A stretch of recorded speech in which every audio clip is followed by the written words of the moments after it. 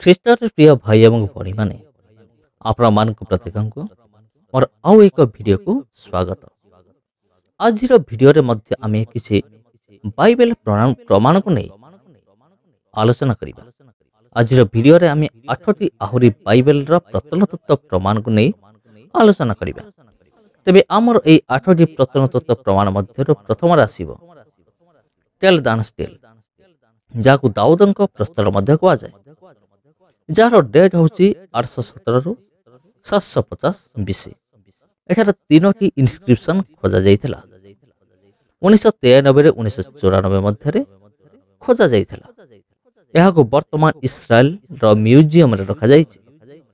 ଏଠାରେ ଲେଖାଥିବା ବିଷୟକୁ ଯେତେବେଳେ ପଢ଼ାଗଲା ସେତେବେଳେ ଏହା ଜଣାପଡ଼ିଲା ଯେ ଇଏ ହେଉଛି ଦାଉଦଙ୍କର ଘରର ଏକ ପଥର ଅଟେ। ଏହିସବୁ ବାଇବେଲର ଲେଖା ସହିତ ବିଲକୁଲ ମ୍ୟାଚ୍ କରୁଛି। ଏବଂ ନମ୍ବର 2 ନମ୍ବର ହେଉଛି ମେସା ଷ୍ଟିଲ୍ ବା ମୋୟାବାଇଟ୍ ଷ୍ଟୋନ୍। ଓଡ଼ିଆରେ ଅନୁବାଦ କଲେ ଏହାର ଅର୍ଥ ହେବ ମୋୟାବୀୟମାନଙ୍କର ପ୍ରସ୍ତର ବା ମୋୟାବୀୟମାନଙ୍କର ପଥର। ଏହି ପଥରକୁ 1868 1817 BC ମଧ୍ୟରେ ଜର୍ଦାନର ଡିବନ ସହର, ଯାହାର ଆଜିର ନାମ ହେଉଛି ଡିବାନ, ଏହି ସ୍ଥାନରୁ ଆବିଷ୍କାର କରାଯାଇଥିଲା। ପଥରରେ ଯାହା ଲେଖାଯାଇଥିଲା ତାହାର 18ତମ ଲାଇନରେ ବାଇବେଲର ପରମେଶ୍ୱର ଜିହୋବାଙ୍କ ନାମ ଲେଖାଯାଇଛି। ଜିହୋବାଙ୍କ ନାମ ପୁଣି ଥରେ ଆସିଯାଇଥିଲା। ଦାଉଦଙ୍କ ସମୟରେ ଲୋକମାନେ ଇସ୍ରାଏଲ ଏବଂ ଜିହୋବାଙ୍କ ନାମକୁ ଲେଖିବା ଆରମ୍ଭ କରିଦେଇଥିଲେ। ଏବଂ ତୃତୀୟ ହେଉଛି କୁଣ୍ଟିଲେଟ୍ ଅଜରୁତ ଇନସ୍କ୍ରିପସନ୍। 1975 1976 ମସିହାରେ ଇସ୍ରାଏଲର ସିନାଇ ପେନିନସୁଲା ଠାରେ ଏକ ଖୋଦେଇ ହୋଇଥିଲା। ଏହି ଇନସ୍କ୍ରିପସନ୍ ଉପରେ ମଧ୍ୟ ଜିହୋବାଙ୍କ ନାମକୁ ଲେଖିବାକୁ ମିଳିଥିଲା। ଏହି ରିସର୍ଚ୍ଚ ପେପରକୁ ପବ୍ଲିଶ ମଧ୍ୟ କରାଯାଇଛି। ଏହାକୁ 2011 ମସିହାରେ ପବ୍ଲିଶ କରାଯାଇଥିଲା। ଯେତେବେଳେ ଏହି ଜାଗାକୁ ଅଧିକ ଖୋଳାଯାଇଥିଲା ସେତେବେଳେ ପଥର ଏବଂ କିଛି ପାତ୍ର ମଧ୍ୟ ମିଳିଥିଲା। ସେଥିମଧ୍ୟରୁ ଗୋଟିଏ ପଥରକୁ ପିୟସ୍ ଏ ଭାବରେ ନାମକରଣ କରାଯାଇଛି। ଏଠାରେ ଜିହୋବାଙ୍କ ନାମ ମିଳିଥିଲା। ଏଥିସହିତ ଆଉ 2 ଜଣ ଲୋକାଲ ଦେବୀ ଦେବତାଙ୍କ ନାମ ମଧ୍ୟ ମିଳିଥିଲା, ଯେପରିକି ଆଶେରା। ଏହି ଆଶେରା ବିଷୟରେ ପ୍ରଥମ ରାଜାବଳୀ 15:13 ସେଠାରେ ଆଶେରାର ନାମ ଲେଖାଯାଇଛି।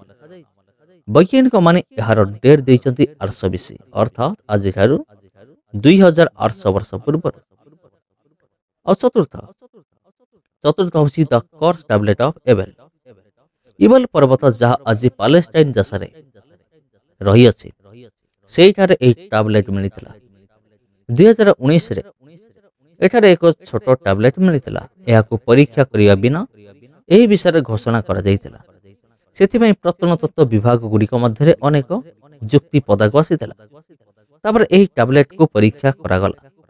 ତାପରେ ଜଣାପଡ଼ିଲା ଯେ ଏହା 1200 BCର ଅଟେ। ଆଉ ଏଠାରେ ମଧ୍ୟ ଜିହୋବା ପରମେଶ୍ୱରଙ୍କ ନାମ ଲିଖିତ ଅଛି।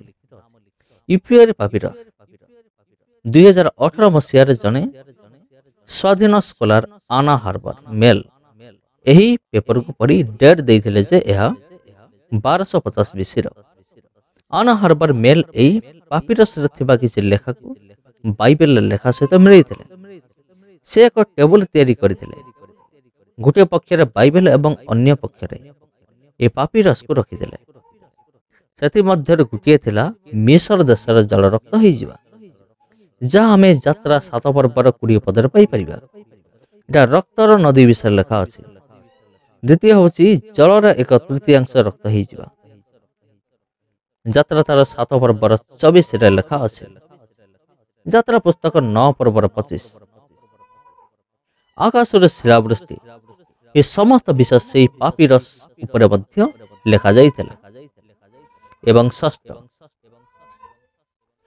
ଷଷ୍ଠ ହେଉଛି ସଦମ ଏବଂ ଗମରା।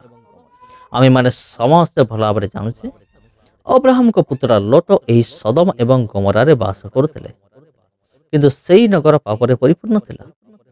କିନ୍ତୁ ଯେତେବେଳେ ପରମେଶ୍ୱର ଏହି ନଗରକୁ ନଷ୍ଟ କଲେ ସେତେବେଳେ ଏହା ସମ୍ପୂର୍ଣ୍ଣ ଧ୍ୱଂସ ହୋଇଗଲା। ଯେତେବେଳେ ବୈଜ୍ଞାନିକ ମାନେ ପରୀକ୍ଷା କଲେ ଯେ ଏହା କିପରି ନଷ୍ଟ ହୋଇଗଲା, ତ ସେମାନେ ଆବିଷ୍କାର କଲେ ଯେ ଏହି ନଗର ଉଚ୍ଚତମ ତାପମାତ୍ରା କାରଣରୁ ଜଳି ଯାଇଥିଲା। ଏଠାରେ କିଛି ଜଳି ଯାଇଥିବା ପାତ୍ର ଏବଂ ଅନ୍ୟ ସବୁ ଜିନିଷ ମିଳିଥିଲା, ଯେଉଁଗୁଡ଼ିକ ଉଚ୍ଚ ତାପମାତ୍ରା କାରଣରୁ ଜଳି ଯାଇଥିଲା। ଆଜି ମଧ୍ୟ ଏଠାରେ ଗନ୍ଧକର ମାତ୍ରା ମିଳୁଅଛି। ତାର ଏକ ପରୀକ୍ଷା ଦେଖନ୍ତୁ।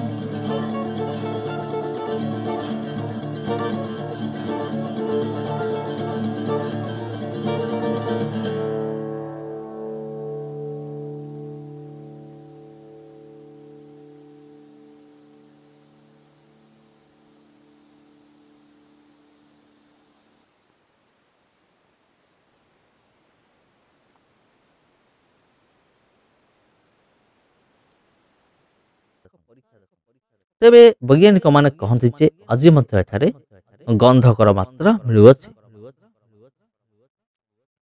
ଆଉ 7 ନମ୍ବର, ସପ୍ତମ ହେଉଛି କେଟାଭ୍ ହିନମ୍ ସ୍କ୍ରୋଲ। ଏହା ଦେଖିବାକୁ ରୂପାର 2 ଫଳକ ପରି। ଗୋଟିଏର ନାମ ହେଉଛି KH1 ଆଉ ଗୋଟିଏର ନାମ ହେଉଛି KH2। ଏହାର ଡେଟ୍ ହେଉଛି 650 ରୁ 587 BC।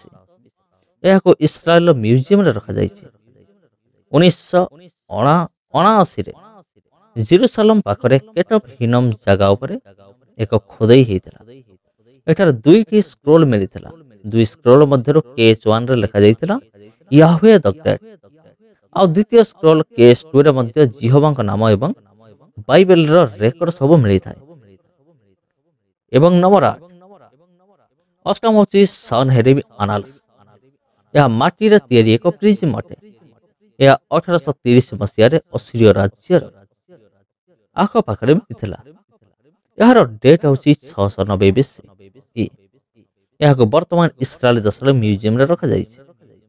ଏହା ସନ୍ହେରିବ୍ ରାଜା ଏବଂ ତାଙ୍କ ରାଜ୍ୟ ବିଷୟରେ ବର୍ଣ୍ଣନା କରେ। ଏହା ଗୁରୁତ୍ୱପୂର୍ଣ୍ଣ ଏଥିପାଇଁ ଅଟେ କାରଣ ଏହା ରାଜା ହିଜକିୟ ଏବଂ ତାଙ୍କ ରାଜ୍ୟ ବିଷୟରେ ବର୍ଣ୍ଣନା କରେ, ଯାହାକୁ ଆମେ ବାଇବେଲରେ ପଢ଼ିଥାଉ। ଏହା ଉପରେ ଯାହା ଲେଖା ଅଛି ତାହା ବାଇବେଲର ଲେଖା ସହିତ ମେଳ ଖାଉଅଛି।